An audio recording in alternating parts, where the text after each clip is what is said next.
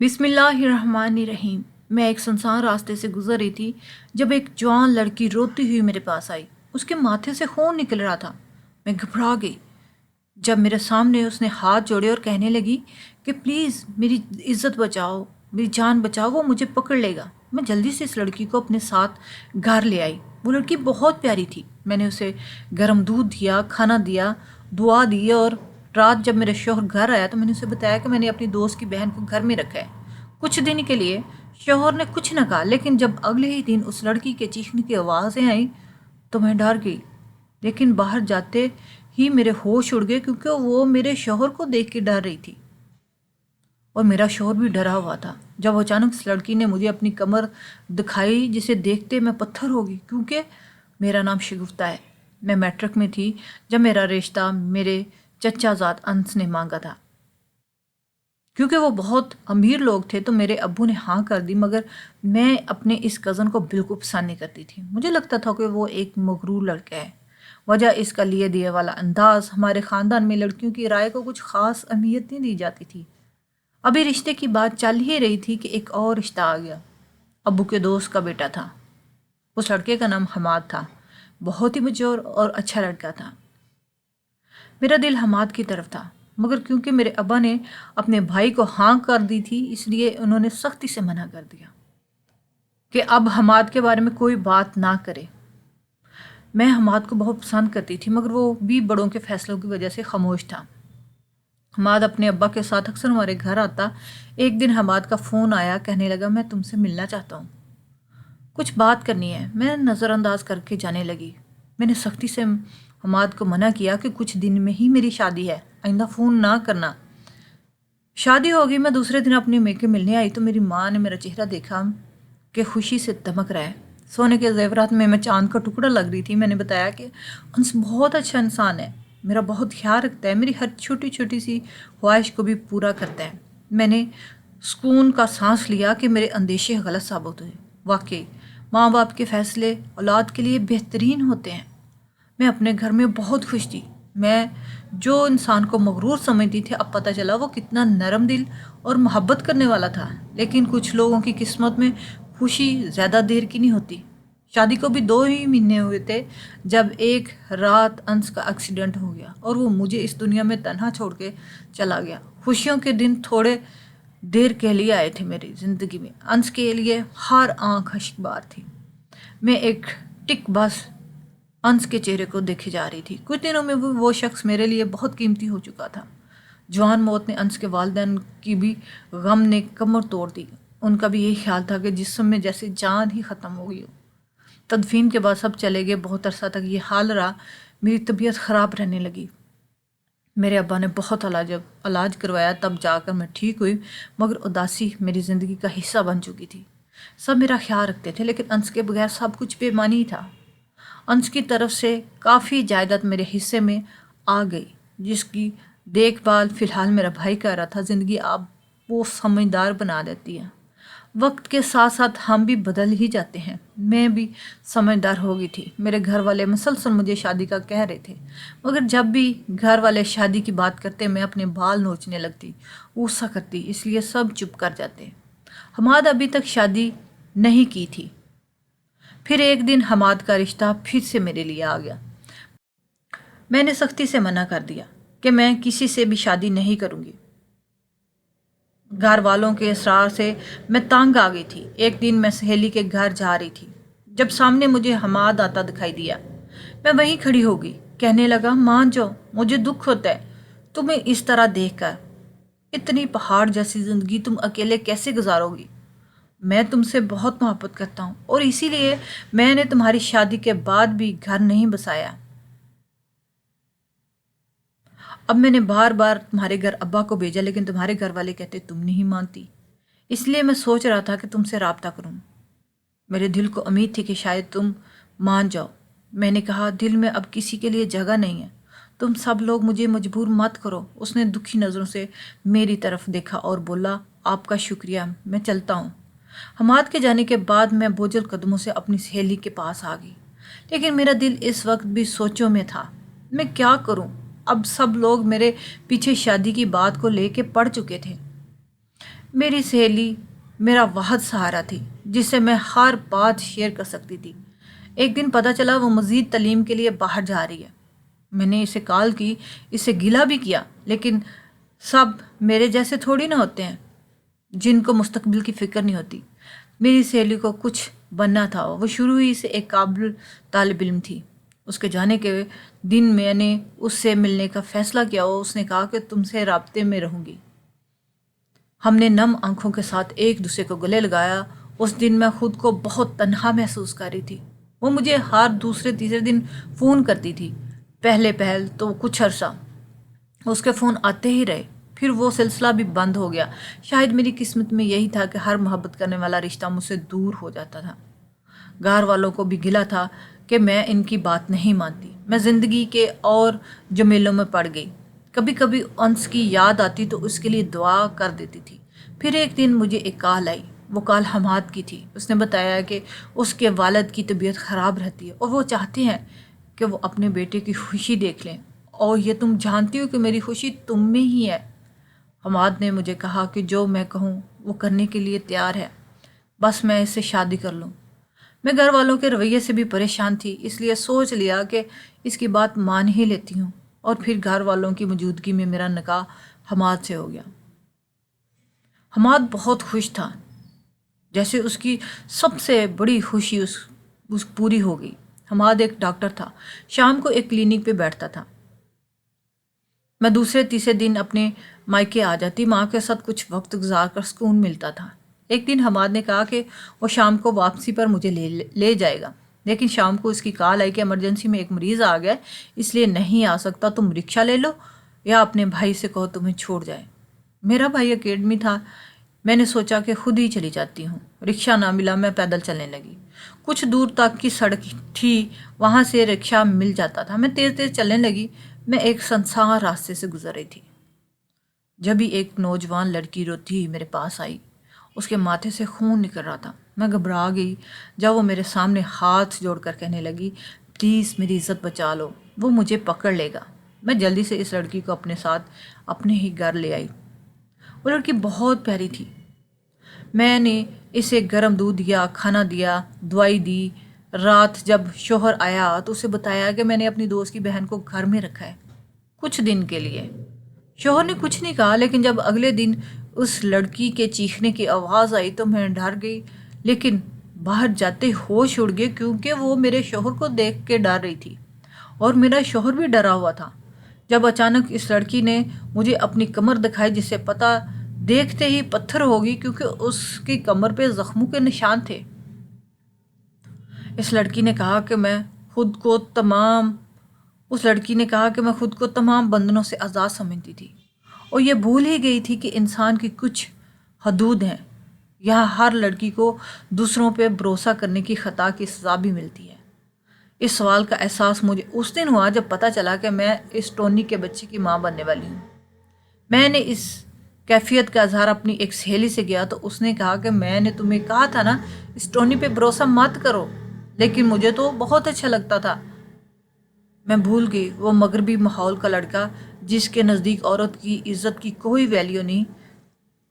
3-4 لڑکوں نے بھی مجھے خبردار کیا کہ ٹونی اچھا لڑکا نہیں ہے، لڑکیوں کو نشے کا عادی کرتا ہے۔ میں پاگل اس کی باتوں میں آ گئی، نشے کی حالت میں اندھی ہوتی جا رہی تھی، اور پھر اس کے سوا مجھے میرے والدین کی عزت کو مٹی میں رول دیا اور قدرت نے مجھے مٹی میں رول دیا، میری زندگی تباہ کر دی۔ میں اپنی عزت کھو چکی تھی، مجھے اب اس بچے سے جان چھڑوانی تھی، لیکن جس کے پاس بھی جاتی سب ڈاکٹر یہی کہتے، ایک تو یہ غیر قانونی کام ہے، دوسرا میری جان کو خطرہ ہے۔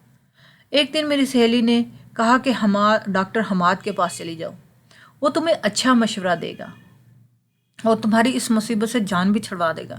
میں اس کے پاس گئی، جس نے مجھے عجیب نظروں سے دیکھا۔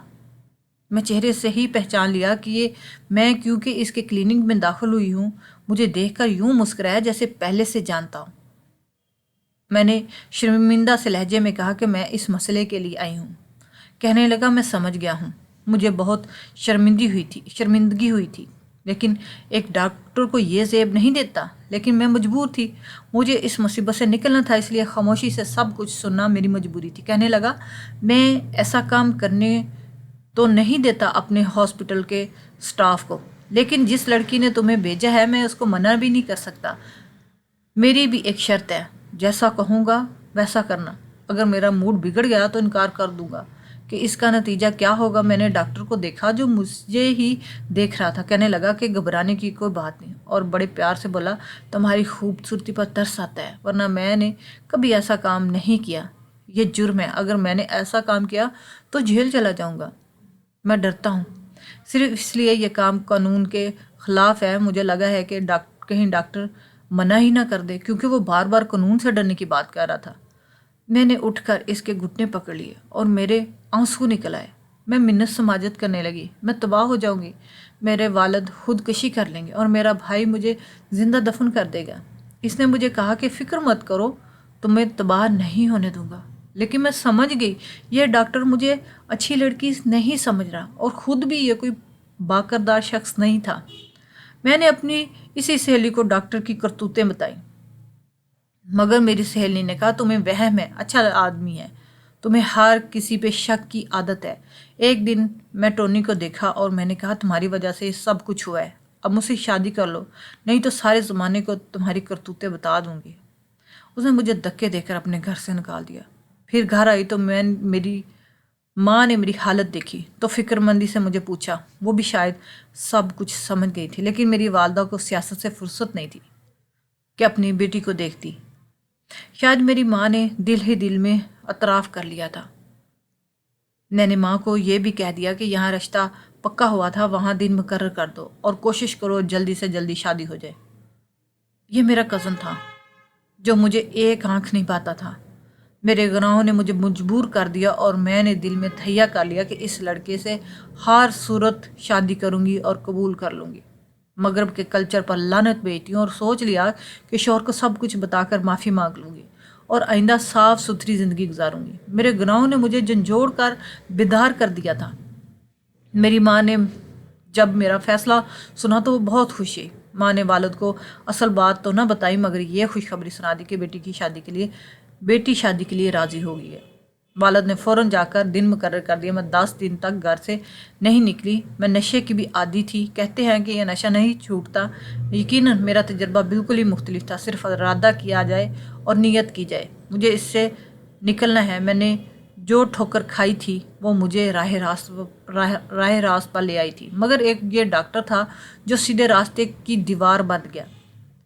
اگر وہ میرا کیس لینے سے انکار کر دیتا مجھے افسوس نہ ہوتا، لیکن یہ مجھے ملنے کے لیے کہہ رہا تھا، کہنے لگا کہ صرف اس گناہ کی وجہ سے تم شادی مت کرو، بلکہ میں تمہارے ساتھ ہوں، لیکن تمہیں مجھ سے شادی کرنی پڑے گی۔ ابھی یہ شادی ایسی ہوگی کہ تمہارے اور میرے علاوہ کسی کو پتہ نہیں چلے گا۔ جب میں نے انکار کیا تو مجھے بلیک میل کرنے لگا۔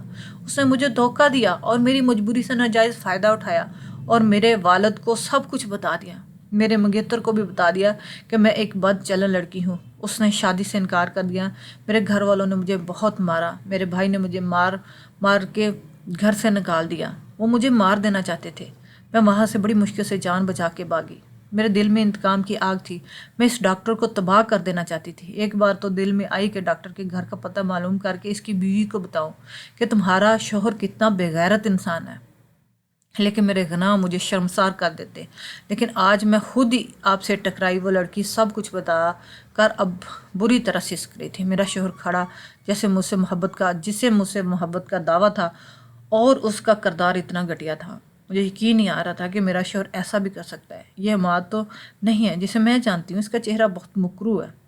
حماد نے کہا کہ وہ معافی مانگنے کے لیے تیار ہے۔ وہ بہک گیا تھا، کہنے لگا میں سب کچھ ٹھیک کر دوں گا، تمہارے گھر والوں کو بھی سمجھا لوں گا، بس تم مجھے معاف کر دو۔ وہ لڑکی خاموش تھی اور مسلسل روئے جا رہی تھی۔ میں نے کہا یہ لڑکی تمہیں معاف کر دے، لیکن میں تمہیں معاف نہیں کروں گی۔ تم ایک گھٹیا شخص ہو، میں تمہیں کیا سمجھتی تھی اور تم کیا نکلے۔ میں نے اس لڑکی کو ساتھ لیا اور اپنے شوہر کی طرف سے جو گھر میرے نام تھا وہاں شفٹ ہو گئی۔ مات بار بار معافی مانگتا رہا، لیکن میں اب اسے معاف نہیں کر سکتی تھی۔ اس دن میں نے سوچا کہ ہم انسان کتنے عجیب ہوتے ہیں، ہمیں لوگوں کی پہچان نہیں ہوتی۔ میں کتنے سال تک انس کو مغرور سمجھ کر اسے شادی سے انکار کرتی رہی اور اسی حماد کو اچھا سمجھتی رہی، لیکن انس سے شادی کے بعد پتہ چلا وہ کیسا شخص تھا، جسے رشتوں کی عزت اور مقام کا پتہ تھا۔ اتنا امیر تھا لیکن اس کی ذات میں غرور، تکبر تک نہیں تھا۔ وہ لوگوں کی بہو بیٹیوں کی بھی اپنی گھر کی عورتوں کی طرح عزت کرتا، اور اس سماعت کو میں اچھا سمجھتی تھی وہ گھٹیا نکلا جس نے ایک مجبور لڑکی کی مجبوری سے فائدہ اٹھانے کی بھرپور کوشش کی، اور نہ جانے کتنی ایسی لڑکیوں کو برباد کیا ہوگا۔ مجھے اب اس پہ بھروسہ نہیں تھا، میں اب اس سے نفرت کرنے لگی۔ رات کا وقت تھا، میں سو رہی تھی جب اچانک مجھے اس لڑکی کی آواز آئی۔ میں نے دیکھا تو وہ زمین پر لیٹی درد سے کرا رہی تھی، اس کے منہ سے خون کی الٹی آئی۔ میں ڈر گئی، سے پوچھا کہ سب کیا ہے اور تم کب سے اتنی بیمار تھی؟ اس نے درد میں بھی مسکراتے ہوئے نکاہت سے اٹھتے ہوئے کہا، مجھے جو بیماری ہے اس پر میں کچھ دن کی مہمان ہوں، موت کا علاج کوئی ڈاکٹر نہیں کر سکتا۔ اس نے نکاہت سے سائڈ ٹیبل سے رپورٹ نکال کر دکھائی، جنہیں پڑھ کر میرے پیروں تلے زمین نکل گئی۔ میں اسے گلے لگا کے رونے لگی، وہ بھی رو رہی تھی اور کہنے لگی، میں اپنا آخری وقت اپنے گھر والوں کے ساتھ گزارنا چاہتی تھی، لیکن یہ ممکن نہیں ہے، میں اس قابل نہیں ہوں کہ اس عزت دار گھرانے کی بیٹی کہلواؤں۔ میں نے روتے ہوئے اس کو گلے لگایا اور ہم دونوں پھوٹ پھوٹ کر رو دی۔ مجھے اچانک احساس ہوا جیسے وہ بے جان ہوتی جا رہی ہے۔ میں اسے دیکھ کے ڈر گئی اور جلدی سے حماد کو کال کی۔ مجھے لگا اس وقت وہی کچھ کر سکتا ہے۔ میں یہ کرنا نہیں چاہتی تھی، لیکن مجھے اس وقت اس لڑکی کی جان بچانی تھی۔ تھوڑی دیر میں حماد ایمبولینس کے ساتھ آ گیا اور ہم اس لڑکی کو ہاسپٹل لے گئے۔ اس کے گھر والوں کو حماد نے کیسے بلوایا اور کیا کہا پتہ نہیں، لیکن میں نے دیکھا ایک بوڑھا شخص اور ایک عورت پچھلے 1 گھنٹے سے بیٹھے رو رہے تھے۔ میں ان کے ساتھ بیٹھ گئی اور ان کو تسلی دی۔ وہ عورت کہنے لگی، ہم سمجھتے تھے یہ مر گئی، ہم تو سبق کر چکے تھے، لیکن آج پھر سے اسے مردہ دیکھنے کے لیے ہم زندہ ہیں۔ یہ ہماری اکلوتی بیٹی ہے، 5 بھائیوں کی اکلوتی بہن، ہم نے اسے آزادی دی، بس یہی ہماری غلطی ہے، اور اس نے اس آزادی میں ہر حد پار کر دی۔ ہم سمجھتے نہیں ہیں صرف ڈاکٹر حماد کا قصور ہے۔ جب لڑکی خود چارہ ثابت ہوتی ہے تو مرد بھیڑیا بن جاتا ہے۔ ڈاکٹر حماد نے ہم سے معافی مانگ لی ہے، وہ اس لڑکی کو بلیک میل کرتا رہا، لیکن اس وقت یہ گھر لوٹ چکی تھی۔ ڈاکٹر حماد بھی اس گناہ میں ہاتھ رنگنے سے بچ گیا۔ وہ قصوروار ہوگا، لیکن اکیلا وہ قصوروار نہیں ہے۔ میری بیٹی بھی، جس کا مغربی لباس اور فیشن کی آڑ میں خود کو ماڈرن کہنا، خود دعوت دیتا ہے لوگوں کو، آؤ دیکھو میں چلتی پھرتی دعوت گناہوں کی۔ اس لیے تو پردے کے اور بیٹی کی تربیت بہت سی باتوں کو دیکھتے ہوئے کرنا چاہیے۔ کاش میں اچھی ماں ثابت ہوتی تو اس کو اس دلدل میں نہ جانے دیتی، اس حال میں نہ ہوتی۔ وہ عورت اب روئے جا رہی تھی جب وہ بوڑھا شخص جو اس لڑکی کا باپ تھا بولا، جتنا رونا رو لو، اب کیا فائدہ، تم نے اور تمہاری بیٹی نے مجھے رونے کا حق بھی چھین لیا۔ رو تو لوگ کہتے ہیں کمزور مرد ہے، گھر کی عورتوں کو سنبھال نہیں سکا، اب روتا پھرا ہے۔ اسی وقت ڈاکٹر کے کمرے سے باہر آیا اور بتایا کہ بچہ بچ گیا اور وہ لڑکی نہیں بچ سکی۔ میں نے دکھ سے اپنی چیخ کو روکا۔ ابھی کل ہی کی بالکل ٹھیک تھی۔ زندگی اتنی بے یقین اور مختصر سی چیز ہے۔ اس دن میں نے اپنوں سے بچھڑ جانے کے درد کو محسوس کیا۔ وہ جیسی بھی تھی، لیکن اپنے پیچھے رونے والوں کو چھوڑ گئی تھی۔ اس میں قصور جس کا بھی تھا، لیکن ایک لڑکی اپنی جان سے چلی گئی اور بہت سی نظروں میں قصوروار تھی۔ ایک اور گناہ گار اس دنیا میں اس کی کوکھ سے جنم لے چکی تھی، جسے میں نے گود میں لیا اور اس راز کو راز رکھنے کے لیے یہی کہا کہ ماں اور بچہ دونوں مر گئے، اور وہ مرد جس کی وجہ سے یہ سب ہوا معاشرے میں اپنے مقام پہ ہے، کیونکہ اس لڑکی کے گھر والے خود اس لڑکی کو قصوروار سمجھتے ہیں۔ ہم خود ہی مردوں کے معاشرے کو معاف کر چکے ہیں۔ اس لڑکی کو فوت ہوئے 10 دن ہو گئے تھے، لیکن میرے ذہن میں وہ لمحہ نہ نکل سکا۔ میں ڈپریشن میں چلے گئی۔ میرے گھر والے مجھے اکیلا نہیں چھوڑتے تھے۔ ایک دن میری ماں آئی اور کہنے لگی کہ حماد کو معاف کر دو، وہ بہت شرمندہ ہے۔ میں نے ماں کو دیکھا اور پوچھا، اگر ابا ہوتے تو حماد کی جگہ، تو کیا آپ ابا کو معاف کر دیتی؟ اور وہ بولی، ہاں، کیونکہ میں ایک عورت ہوں۔ یہی سمجھتی ہوں کہ مردوں کو بہکانے میں عورتوں کا ہاتھ ہے۔ اگر ہم ٹھیک ہیں، پردہ دار ہیں، اپنی حدیں جانتی ہیں، تو کسی مرد کی ہمت نہیں وہ کسی عورت کا نوالا بنائے۔ عورت اگر باکردار ہو یا پارسا ہو تو ہر مرد اس کی عزت کرنے پہ مجبور ہو جاتا ہے۔ میں نے درد سے اپنی آنکھیں بند کر لی، تو یہی تھا کہ ہم عورتیں ہیں، سمجھوتا کریں۔ دوسرے دن میں اپنے سسرال آ گئی۔ حماد نے کچھ نہیں کہا، نہ کہ وضاحت، نہ کہ معافی کی مجھے ضرورت تھی۔ میں نے خاموشی اختیار کر لی، یہی میرے بس میں تھا۔ شادی کے 3 سال بعد میں نے ایک بیٹی کو جنم دیا۔ یہی فیصلہ کیا کہ اس کی تربیت ایسے کروں گی کہ اپنی حدود اور عزت کا پتہ ہو۔ میں اس لڑکی کی بیٹی کو بھی اپنی بیٹی کی طرح ہی سمجھ کر پال رہی تھی۔ دونوں کو آج تک نہیں پتا کہ دونوں سکی بہنیں نہیں۔ میں نہیں چاہتی تھی کہ اس لڑکی کی ماں کے گناہ کی سزا اسے ملے، اس لیے ہم نے اسے کہا کہ وہ کبھی بھی اس بات کا کسی ذکر نہیں کرے کہ اس لڑکی کی بیٹی رمشا اور میری بیٹی اکثر ہی لڑتی اور میں ہمیشہ رمشا کی ہی سائیڈ لیتی۔